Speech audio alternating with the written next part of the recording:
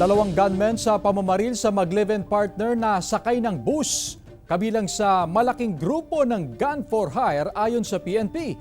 Tinutukan niya ni Russell Simorio.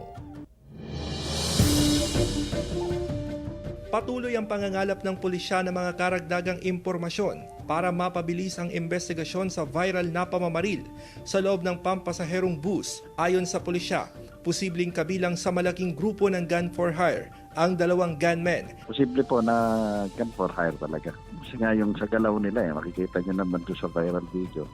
Yung galaw na parang planadong-planado. Ngayong araw, naiuwi na ang mga labi ng lalaking biktima sa Bungabo, Nueva Ecija.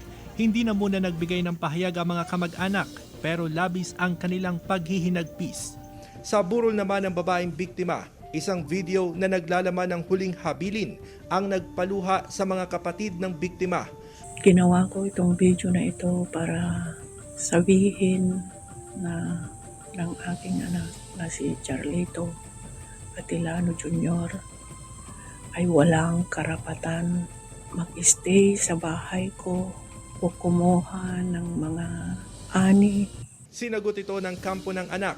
Kasagsagan daw ito ng tampuhan nilang mag-ina. Pero bago ang pamamaril, nagkapatawaran na silang mag-ina.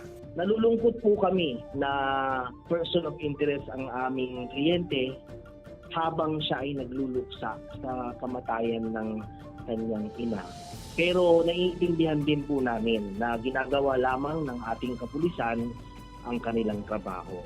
Kahit mariing pinabulaanan ng kampo ng anak ang mga aligasyong ipinupukol sa kanya, hindi pa rin siya tinatanggal bilang person of interest sa kaso.